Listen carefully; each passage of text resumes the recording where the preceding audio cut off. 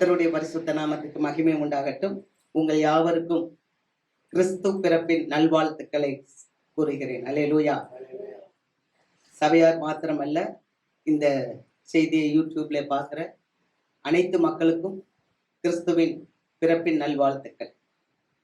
இன்றைக்கு தேவனுடைய வார்த்தையை நம்ம கொஞ்சம் தியானிக்க போறோம். இது ஒரு விசேஷித்தமான நாள். ஆமென். உலகம் எங்கும் இந்த அதிகாலையில ஆண்டவருடைய நாமத்தை மகிமைப்படுத்தி ஆராதனை செய்து கொண்டு இருக்கிறாங்க. அல்லேலூயா. ஒருவேளை இந்த கிராமத்துல ஒரு குட்டி சபைக்குள்ள நம்மலாம் உட்கார்ந்து ஆண்டவரை நம்ம ஆராதிக்கிறோம்னாலும், உண்மையாக நம்ம 2020 வருஷங்களுக்கு பின்னால போய் பார்த்தோம்னு சொன்னா, இப்படித்தான் இயேசுவானவர் ஒரு சின்ன மாட்டுக்கொடல்ல அவர் பிறந்தார். அல்லேலூயா. ஒரு நிறைய பேர் யோசித்தாங்க, இயேசுவானவர் ஒரு பெரிய இடத்துல பிறந்திருப்பார், ஒரு பெரிய அரண்மனையில பிறந்திருப்பார்னு சொல்லிட்டு சாஸ்திரிகள் எல்லாரும் கூட அந்த நட்சத்திரங்கள் வழிகாட்டுச்சுன்னு சொல்லிட்டு அவங்க அந்த நட்சத்திரத்தை பின்பற்றி போய் எங்க போயிட்டாங்க? அரண்மனைக்கு போயிட்டாங்க.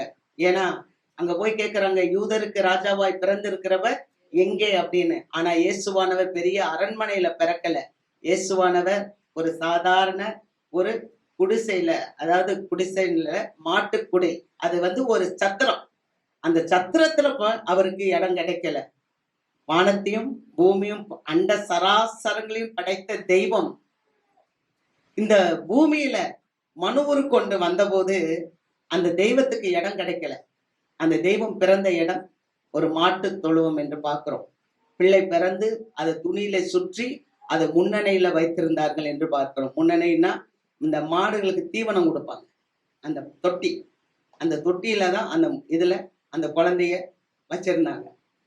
ஆக அப்படிப்பட்ட ஆண்டவர் இன்றைக்கு சகலத்தையும் ஆளுகை செய்கிற தேவன். அல்லேலூயா. இயேசு நம்மை தேடி வந்தார். ஆமென். நாம் அவரை தேடி போகல, ஆனா அவர் நம்மை தேடி வந்தார். இன்றைக்கு அநேக காரியங்களை நம்ம கிறிஸ்துவை பத்தி, கிறிஸ்துவனுடைய பிறப்பை பத்தி நம்ம படிச்சிருக்கிறோம், கேட்டிருப்போம், செய்திகள் கேட்டிருப்போம். ஆனால் இன்றைக்கு ஆண்டவர் நம்ம இடத்துல பேசுகிற ஒரு காரியம், ஒரு பெண்ணை பற்றி பேசி அந்த பெண் மூலமாக ஆண்டவர் எப்படி மகிமைப்படுகிறார் என்பதை நாம் பார்க்க போகிறோம். அல்லேலூயா. வாசிக்கலாம். லூக்கா எழுதின நற்செய்தி நூல் 1வது அதிகாரம் 28வது வசனம்.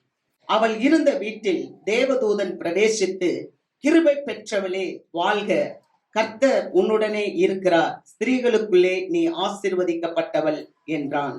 அல்லேலூயா. இந்த மரியாள் யோசேப்புக்கு திருமணத்துக்காக நியமிக்கப்பட்ட ஒரு பெண். வேறொரு நபரோடு திருமணம் செய்ய வேண்டும் என்று நிச்சயம் பண்ணி இருக்கிறாங்க. இப்படிப்பட்ட சூழ்நிலையில தேவதூதன் சொல்லுகிறாரு, அவள் இருந்த வீட்டுல கிருபை பெற்றவளே வாழ்க, கர்த்தர் உன்னுடனே இருக்கிறார், ஸ்திரீகளுக்குள்ளே நீ ஆசீர்வதிக்கப்பட்டவள் என்றார். அவளோ அவனை கண்டு அவன் வார்த்தையினால் கலங்கி இந்த வாழ்த்துதல் எப்படிப்பட்டதோ என்று சிந்தித்து கொண்டு இருந்தாள். பாத்தீங்களா? ஒரு பெண், ரொம்ப வறுமையில இருக்கிற ஒரு பெண், அவங்க தனியா இருக்கிறாங்க. இன்னும் கொஞ்ச நாட்கள் தான் இருக்கு, அவங்க திருமணம் ஆக வேண்டும். அப்படி திருமணம் ஆகிறதற்கு அவங்க ஆயத்தமா இருக்கிற நாள்ல ஒரு தேவ தூதன் யோசித்து பாருங்க, தேவ தூதன் திடீர்னு கிருபை பெற்றவளே நீ வாழ்க, கர்த்தர் உன்னை ஆசீர்வதிக்கிறார் அப்படின்னும் போது அந்த அம்மாக்கு எவ்வளவு ஒரு பயம் இருந்திருக்கும்ல. அவங்க கலங்குறாங்க. அவங்க கலங்கி போய் இந்த வாழ்த்துதல் இது எப்படிப்பட்டது? அல்லேலூயா. யோசித்து பாருங்க, உங்களுக்கு அப்படி ஒரு சூழ்நிலை இருக்கும்னா, நீங்க ஒரு திருமணத்துக்காக ஒருவரை நீங்க நிச்சயதார்த்தம் பண்ணி இருக்கும்போது திடீர்னு ஒரு தேவதூதன் உங்கள்கிட்ட பேசுற, கிருபை பெற்றவளே நீ வாழ்க, கர்த்தர் உன்னை ஆசீர்வதிக்கிறார்னா நீங்க என்ன யோசிப்பீங்க? ஐயோ, திடீர்னு ஒரு தேவதூதன் எனக்கு முன்னால இப்படி பேசுறாரு, இந்த வாழ்த்துதல் எப்படிப்பட்டது அப்படின்னு சொல்லி நம்ம யோசிப்போம். அதேதான் அந்த மரியாள். அன்னைக்கு அவங்க கலங்குனாங்க. அப்ப தேவதூதன் சொல்றாரு, மரியாளை பார்த்து, நீ பயப்படாதே, நீ தேவனிடத்தில் கிருபை பெற்றாய். அல்லேலூயா. இன்னைக்கு ஒரு நற்செய்தி என்னன்னு சொன்னா, எந்த சூழ்நிலையிலும் சபையானது பயப்படக்கூடாது. ஏன்னா சபை தேவனிடத்தில் கிருபை பெற்று இருக்கிறது. அல்லேலூயா. இந்த சபைக்குள்ள வர்ற ஒவ்வொருவருக்கும் ஆண்டவருடைய கிருபை உண்டு. நான் திரும்ப சொல்லுவேன், கிருபை அப்படின்னு சொன்னா இலவசமான ஈவு. ஆண்டவர் இந்த உலகத்துல ஒரு கூட்ட மக்களை தெரிந்து கொள்ளும்படி வந்தார். ஆனால் அந்த கூட்டம் ஆண்டவரை புறக்கணித்த போது ஈவாக தேவன் உங்களையும் என்னையும் தெரிந்து கொண்டார். அல்லேலூயா.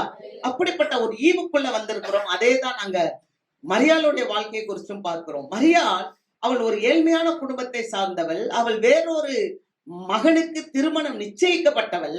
ஆனால் அந்த சூழ்நிலையில ஆண்டவருடைய தூதன் வந்து சொல்லுகிறார், நீ கர்ப்பவதியாகி ஒரு குமாரனை பெறுவாய், அவருக்கு இயேசு என்று பெயரிடுவாயாக. அவர் பெரியவராயிருப்பார், உன்னதமானவருடைய குமாரன் எனப்படுவார். கர்த்தராகிய தேவன் அவருடைய பிதாவின் சிங்காசனத்தை அவருக்கு கொடுப்பார். அவர் யாக்கோபின் குடும்பத்தாரை என்றென்றைக்கும் அரசாளுவார், அவருடைய ராஜ்யத்துக்கு முடிவிராது என்றார். அல்லேலூயா. அப்ப ஆண்டவர் ஒரு பெரியவராயிருப்பார். அவர் இந்த உலகத்தையே ஆளுகை செய்வார். யாக்கோபின் குடும்பத்தாரை என்றென்றைக்கும் ஆளுகை செய்வார். அப்படிப்பட்ட ஒரு பெரிய ராஜா ஒரு சாதாரண இந்த அம்மா பயந்து போய் அழுது போய் இருக்கிறாங்க, அவங்கள்ட்ட வந்து பிறப்பாருன்னு சொல்லும் போது எப்படி இருக்கும்? அல்லேலூயா. யோசித்து பாருங்க. இன்னைக்கு நிறைய தாய்மாருங்க இருக்கிறீங்க, உங்ககிட்ட வந்து இந்த உலகத்தை ஆளுகை செய்ய போற ராஜா உங்ககிட்ட வந்து பிறப்பார் அப்படின்னா எப்படி இருக்கும்? எப்படி யோசிப்பீங்க? என்னங்க எனக்கு அது எப்படி என்கிட்ட எனக்கு பிறப்பாரு? நானே திருமணம் ஆகாம இருக்கிறேன், திருமணத்துக்கு நிச்சயம் தான் இருக்கு, இன்னும் எனக்கு திருமணம் ஆகல, எப்படி எனக்கு குழந்தை பிறக்கும்? ஒரு பயம் இருக்கும். அது மட்டும் இல்ல, நல்ல கவனிங்க, அந்த சொசைட்டி, அந்த சமுதாயம் என்ன சொல்லும்?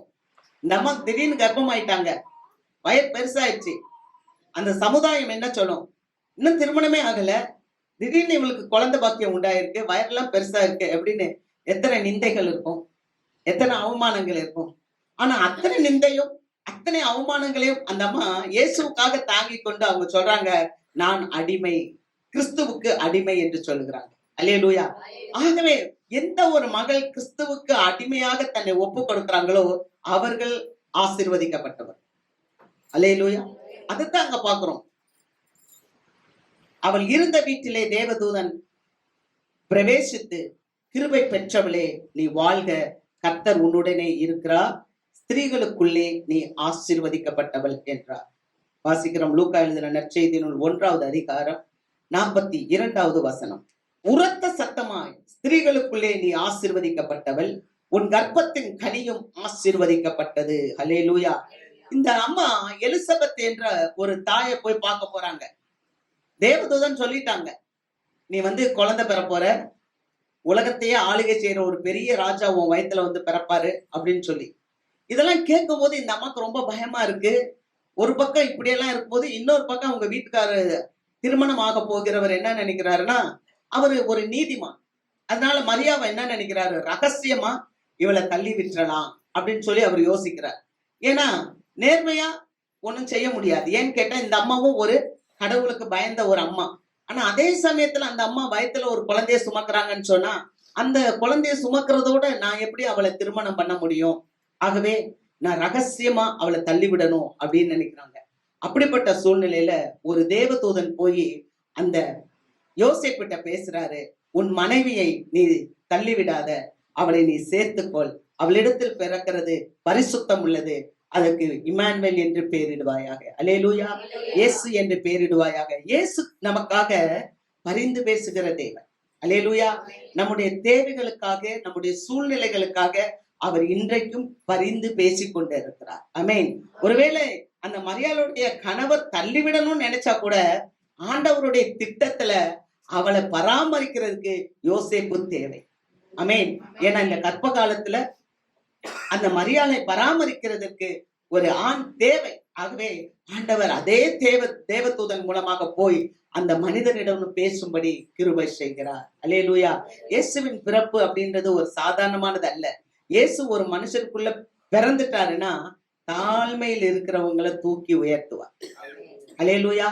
தாழ்மையில இருக்கிறவங்களை தூக்கி உயர்த்துவார். இயேசு பிறப்பு அப்படின்றது எங்கேயோ பெத்லகேம்ல பிறந்தாங்கன்னு நினைக்க கூடாது. இயேசு பிறப்புன்றது ஏதோ நம்ம பலூன்லாம் கட்டி இந்த இடத்துல காலையில வந்து நம்ம ஆராதனை செய்கிறோம் அப்படின்னு நம்ம நினைக்க கூடாது. ஆனா இயேசு பிறப்புன்றது உண்மையாகவே இன்றைக்கு என்னுடைய உள்ளத்துல இயேசு பிறந்திருக்கிறார். அல்லேலூயா. இரண்டாவது இயேசு எப்படின்னா, எப்படி கன்னி மரியாள் அந்த இயேசுவை கர்ப்பம் சுமந்தாங்களோ அது மாதிரி நானும் என் கர்த்தரை சுமக்க என்னை அர்ப்பணிக்கிறேன். அல்லேலூயா. ஆண்டவராகிய இயேசு கிறிஸ்துவை சுமப்பதற்கு நான் என்னை அர்ப்பணிக்கிறேன். நீங்க பார்க்கலாம் கலாத்தியர் புஸ்தகம் 4வது அதிகாரம் 19வது வசனம். என் சிறு பிள்ளைகளே, கிறிஸ்து உங்களிடத்தில் உருவாகும் அளவும் உங்களுக்காக மறுபடியும் கர்ப்ப வேதனைப்படுகிறேன். பாத்தீங்களா, பவுல் சொல்றார், கலாத்திய மக்களுக்கு சொல்லுகிறார், என் சிறு பிள்ளைகளே, கிறிஸ்து உங்களுக்குள்ளாக உருவாக வேண்டும். அல்லேலூயா. கிறிஸ்து என்றால் மேசியா, கிறிஸ்து என்றால் அபிஷேகிக்கப்பட்டவர். இந்த அபிஷேகிக்கப்பட்டவர் உங்களுக்குள்ளாக உருவாக வேண்டும் என்று நான் கர்ப்ப வேதனைப்படுகிறேன். அப்ப நம்மளுடைய வேதனை என்னவா இருக்கணும்னா, கிறிஸ்து உருவாக வேண்டும், கிறிஸ்து நமக்குள்ளாக உருவாக வேண்டும், கிறிஸ்து நம்மை சுற்றி இருக்கிறவர்களுக்குள்ளாக உருவாக வேண்டும். அதற்காக நீங்களும் நானும் மரியாளை போல அழைக்கப்பட்டு இருக்கிறோம். அல்லேலூயா. சில வேளைகளில சில கைவிடுதல்கள் வரலாம். நீங்கள் ஆண்டவராகிய இயேசு கிறிஸ்துவை ஏற்றுக்கொள்வதனால் நீங்க ஏதாவது ஒரு விதத்துல கைவிடுறது போன்ற ஒரு சூழ்நிலைகள் வரலாம். உங்களை புறக்கணிப்பது போன்ற ஒரு சூழ்நிலைகள் வரலாம். அப்படிப்பட்ட சூழ்நிலைகளில நீங்க நினைக்கணும், யோசேப்பினிடத்தில் ஆண்டவர் தேவதூதனை கொண்டு பேசுவாரானால் உங்களை யார் புறக்கணிக்கிறார்களோ அவர்களிடத்திலும் தேவன் பேசுவார். ஆமென். அல்லேலூயா. அதுதான் நமக்கு தெளிந்த புத்தி. அந்த பரிசுத்த ஆவியினாலதான் அந்த குழந்தை உருவானது என்று பார்க்கிறோம். அப்ப அந்த குழந்தையான இயேசு நமக்குள்ள உருவாகுவார் என்றால் நமக்குள்ள அந்த பரிசுத்த ஆவி வந்துடும். அந்த பரிசுத்த ஆவி எது? அது அன்பு, பலன், ஞானம், தெளிந்த புத்தி, டிசர்னிங் மைண்ட். அல்லேலூயா. தெளிந்த புத்தி, அதாவது இமோஷனாக இல்லை, இமோஷனா மனம் போறதெல்லாம் டக்கு டக்குன்னு செய்யறது இல்ல. தெளிந்த புத்தி. கிறிஸ்து மகிமைப்படுவாரா, கிறிஸ்து இருக்கிறாரா, நான் கிறிஸ்துவுக்காக செயல்படுகிறேனா, இப்படி நீங்க செய்ய செய்ய செய்ய கிறிஸ்து நமக்குள்ள வாழ்ந்துக்குவார். அல்லேலூயா. சரி, இன்றைக்கு ஒரு காரியத்தை மாத்திரம் நான் உங்களோட பகிர்ந்து கொள்கிறேன். கிருபை பெற்றவர்களே வாழ்க, கர்த்தர் உன்னுடனே இருக்கிறார், ஸ்திரீகளுக்குள்ளே நீ ஆசீர்வதிக்கப்பட்டவள். அல்லேலூயா. இன்றைக்கு ஆண்டவர் சபையை பார்த்து சொல்றார், நீங்கள் ஆசீர்வதிக்கப்பட்டவர்கள். அல்லேலூயா. நீங்கள் ஆசீர்வதிக்கப்பட்டவர். பக்கத்துல பார்த்து சொல்லுங்களேன், கை கொடுத்து சொல்லுங்களேன், நீங்க ஆசீர்வதிக்கப்பட்டவங்க. அல்லேலூயா. நீங்க ஆசீர்வதிக்கப்பட்டவங்க. ஆமென். இன்னைக்கு சபைக்குள்ள வந்து இந்த கால வேளையில தேவனுடைய வார்த்தையை கேட்டுக்கொண்டு இருக்கிற நீங்கள் ஒவ்வொருவரும் ஆசீர்வதிக்கப்பட்டவர்கள். ஏன்னா கிறிஸ்து நம்முடைய உள்ளத்திலே பிறந்திருக்கிறார். வாசிக்கலாம், ஆதியாகமம் புஸ்தகம் 12வது அதிகாரம் 3வது வசனம். அங்க வசனம் சொல்லுகிறது, உன்னை ஆசீர்வதிக்கிறவர்களை ஆசீர்வதிப்பேன், உன்னை சபிக்கிறவர்களை சபிப்பேன். ஹல்லேலூயா. அப்ப தெளிவாய் வேதம் சொல்லுகிறது, உங்களை யார் ஆசீர்வதிக்கிறாங்களோ அவர்களை தேவன் ஆசீர்வதிப்பார். சத்தமா ஆமென் சொல்ல மாட்டீங்களா? அல்லேலூயா. உங்களை சபிக்கிறவர்களை தேவன் சபிப்பார். அப்ப ஒரு கிறிஸ்தவ வாழ்க்கை எவ்வளவு சுதந்திரமான வாழ்க்கை பாத்தீங்களா? என்னை பாருங்க, இல்ல கிறிஸ்தவ வாழ்க்கை எவ்வளவு ஒரு சுதந்திரமான ஒரு ஃப்ரீடம் லைஃப். என்ன தெரியுமா? என்னை யார் ஆசீர்வதிக்காங்களோ அவங்க ஆசீர்வாதமா இருப்பாங்க. என்னை யாராவது சபிக்கிறாங்களா? எனக்கு ஒண்ணும் இல்லை, அவங்க தானே, அவங்களுக்கு தான் அந்த சாபம் முடிஞ்சு போச்சு. இதுல ஒரு கிளியர் வரணும். அதுதான் நமக்கு. அவங்க எனக்கு சாபம் விட்டுட்டாங்க, எனக்கு அவங்க ஏதோ ஒண்ணு பண்ணிட்டாங்க, வீணாயிட்ட சாபம் அவர்கள் வீட்டு வாசல்ல. அல்லேலூயா. ஏன் தெரியுமா? கிறிஸ்து எப்படிப்பட்டவர் தெரியுமா? இஸ்ரவேலை ஆசீர்வதிப்பதே கர்த்தருக்கு பிரியமான காரியம். தேவன் நம்மளை ஆசீர்வதிக்கிறதுக்காகத்தான் இந்த உலகத்துல வந்து பிறந்தார். அல்லேலூயா. யாருக்காக எல்லாம் அவர் காண்பித்தார்? முதலாவது மரியாள். மரியாள் ஒரு ஒரு கஷ்டமான சூழ்நிலையில வளர்ந்த ஒரு பெண். இரண்டாவது யாருக்கு அவர் வெளிப்படுத்தினார்? மேய்ப்பர்கள்.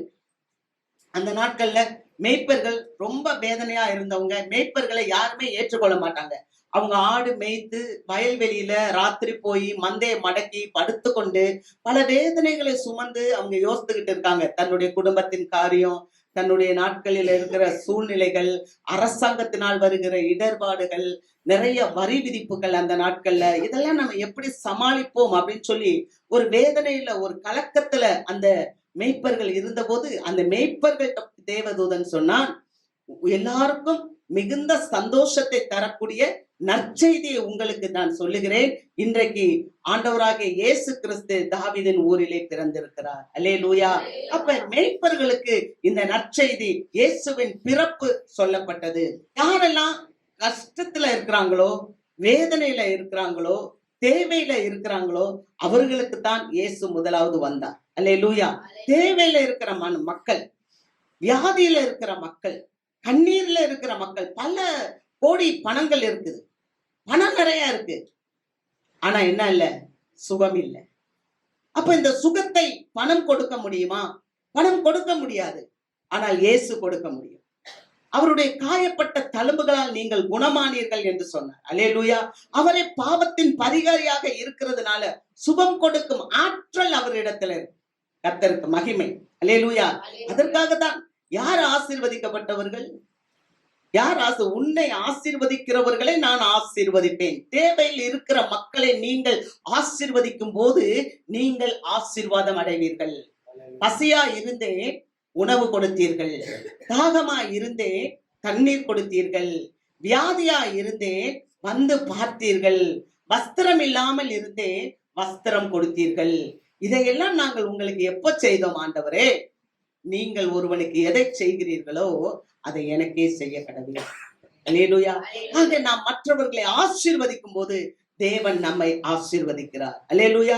ஆகவேதான் நீங்க வசனம் அழகா சொல்லியிருக்க, உன்னை ஆசீர்வதிக்கிறவர்களை நான் ஆசீர்வதிப்பேன். அது மாத்திரமல்ல, நம்ம உபாகமம் புஸ்தகம் 28வது அதிகாரம் 1வது வசனம், நீ பட்டணத்திலும் ஆசீர்வதிக்கப்பட்டிருப்பாய், வெளியிலும் ஆசீர்வதிக்கப்பட்டு இருப்பாய். அல்லேலூயா. நீங்க பட்டணத்திலும் ஆசீர்வாதமாய் இருப்பீர்கள், நீங்கள் வெளியிலும் ஆசீர்வாதமாய் இருப்பீர்கள். எப்படி அப்படின்னு சொன்னா, முள்ளுகளுக்குள்ளே லீலி புஷ்பம் எப்படி இருக்கிறதோ அப்படியே குமாரத்திகளுக்குள்ளே எனக்கு பிரியமானவளும் இருக்கிறார்.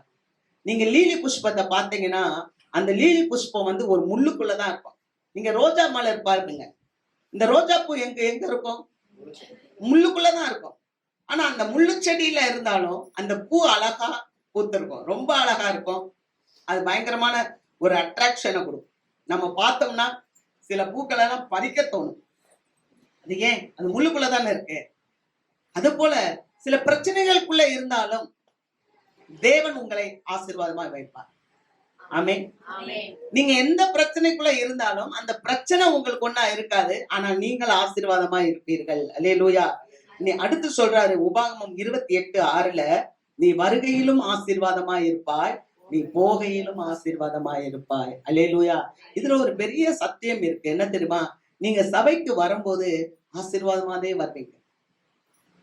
நீங்க ஆண்டவரை வந்து பார்த்துட்டு திரும்ப நீங்க போகும்போது ஆசீர்வாதமாகவே போவீங்க.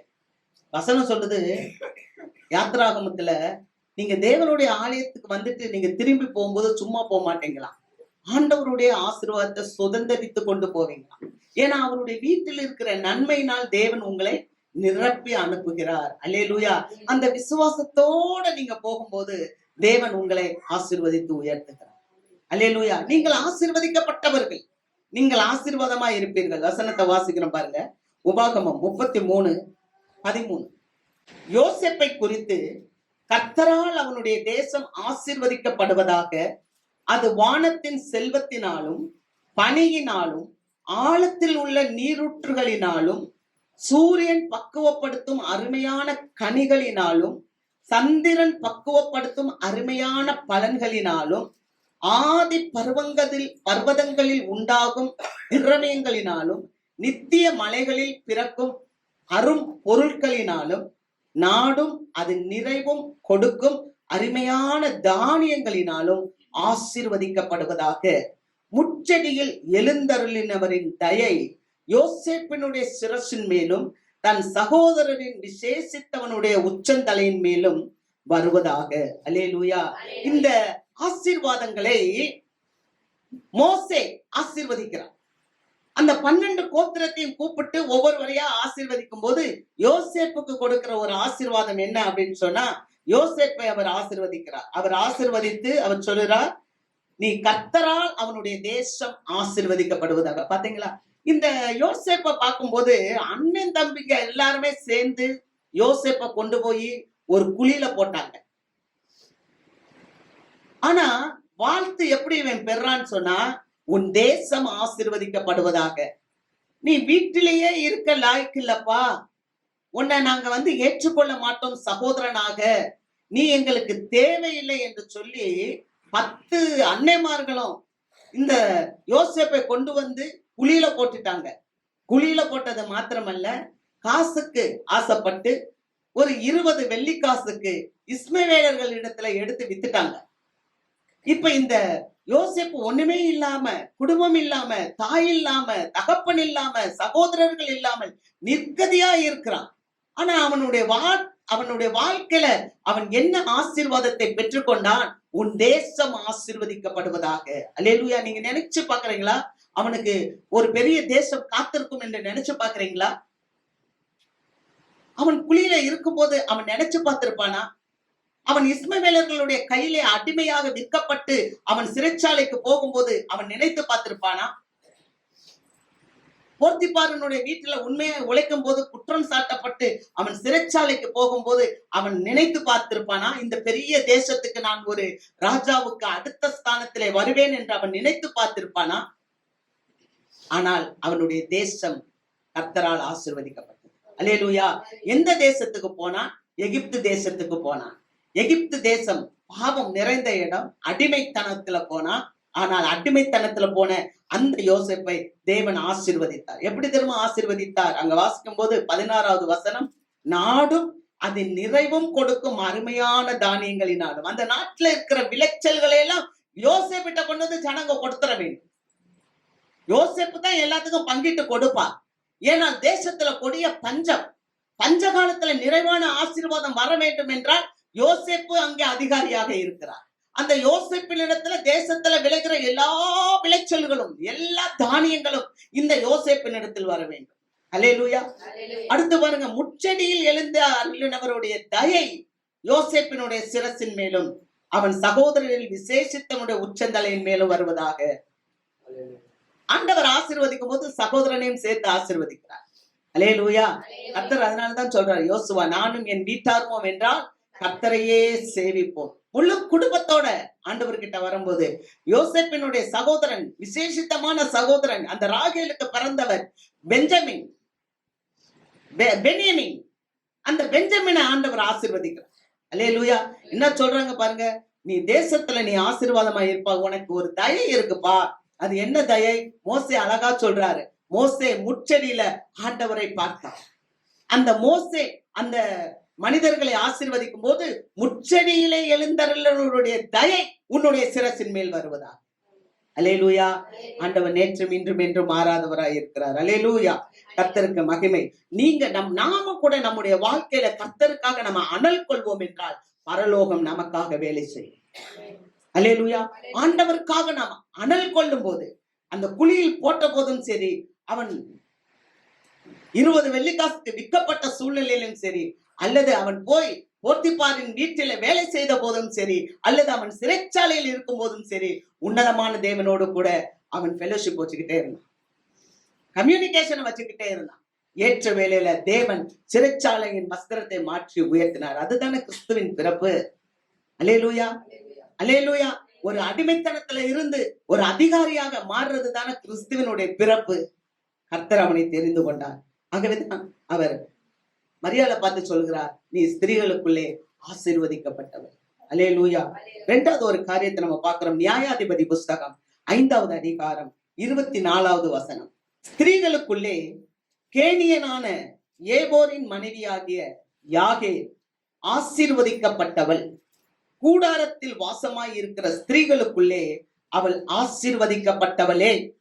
தண்ணீரை கேட்டான், பாலை கொடுத்தார். ராஜாக்களின் கிண்ணியிலே வெண்ணெயை கொண்டு கொடுத்தார். தன் கையால் ஆணியையும் தன் வலது கையால் தொழிலாளரின் சுத்தியையும் பிடித்து சிசெராவை அடித்தாள்.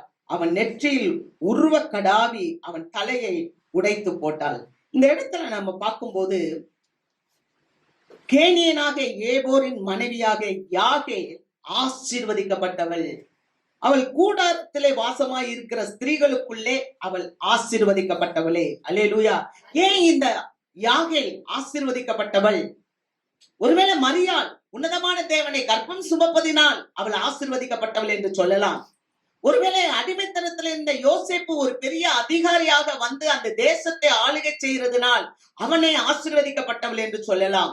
ஆனால் இந்த கேனியன் ஆகிய இந்த யாகேல், அங்கே வாசிக்கிறோம், கேனியனாக ஏபோரின் மனைவி அந்த யாகேல் ஒரு மனிதனை அவள் கொன்று போடுகிறான். அவன் தண்ணி தான் கேட்டான். அவன் அப்படியே ஓடி வர்றான். ஓடி வந்து தண்ணி குடணும் போது, உனக்கு தண்ணி இல்ல, இந்த பாலத்தாரு, நீ வீட்டுக்குள்ள வா கூப்பிடுறா. வெண்ணெய கொண்டு வரா, கிண்ணியில வெண்ணெய கொண்டு வந்து கொடுக்கிறா.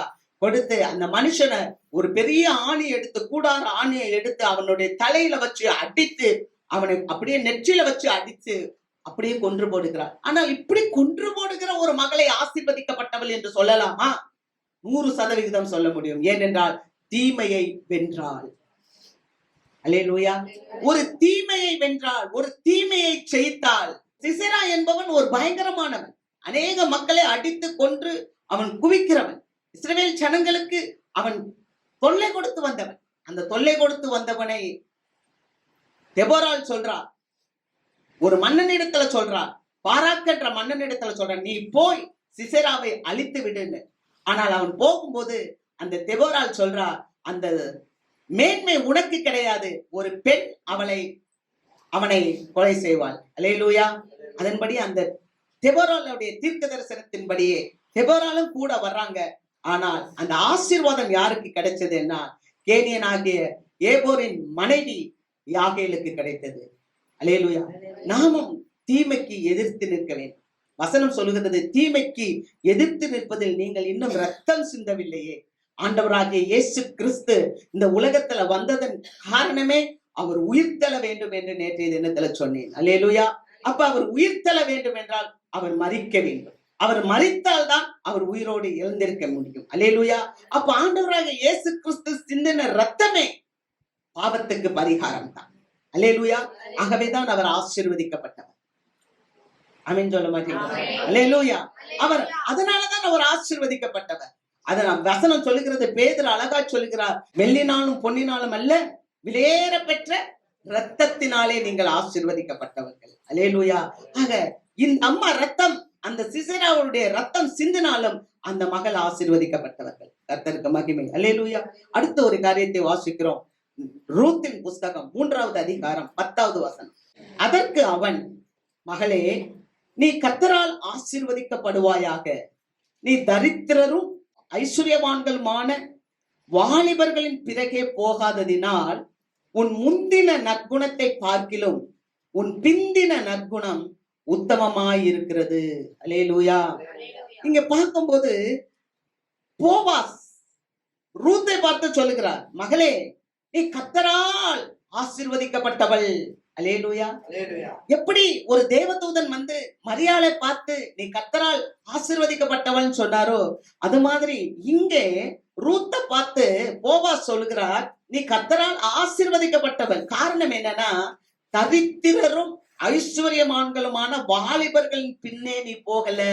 உன்னுடைய ஆசீர்வாதத்துக்காக, உன்னுடைய ஜீவியத்துக்காக, உன்னுடைய வாழ்க்கையின் பிழைப்புக்காக நீ இந்த உலகத்துல தரித்திரமான வாலிபர்களின் பின்னால போகல. அல்லேலூயா. யோசித்து பாருங்க, இந்த ரூத்தை குறிச்சு பார்க்கும்போது, ரூத் திருமணமானவள், கணவன் இறந்து விட்டான். இறந்து விட்ட பிறகு இந்த ரூத் என்ன பண்றா, அவங்க மாமியாரோட சொந்த தேசத்துக்கு வருகிறாள். அவளுடைய சொந்த தேசத்தை விட்டுவிட்டு மாமியாருடைய சொந்த தேசத்துக்கு கூட வர்றா. அவ வரும்போது சொல்லுறா, உன் ஜனம் என் ஜனம், உன் தேவன் என் தேவன். மரணம் தான் உன்னையும் என்னையும் பிரிக்கும், மற்ற எதுவும் உன்னையும் என்னையும் பிரிக்காதுன்னு சொல்லி அந்த மாமியாரை பின்பற்றியே வந்தவள் இப்ப வந்து கதிர் பொறுக்குகிறாள். அவள் கதிர் பொறுக்கும் போது எங்க வர்றான்னு சொன்னா, ஒரு அழகான பெரிய வயல்வெளிக்கு வந்துடுறான். அந்த வயல்வெளிக்கு சொந்தக்காரன் பார்த்து சொல்லுறான், என்ன சொல்றானா, நீ தரித்திரமான வாலிபர்கள் பின்னால போகல. வாலிப பிள்ளைகளாம் கேட்கணும். அல்லது நீ ஐஸ்வர்யவான்களான பிள்ளைகளுக்கு பின்னால நீ போகல. இன்னைக்கு நிறைய வாலிப பிள்ளைங்க பாத்தீங்கன்னா,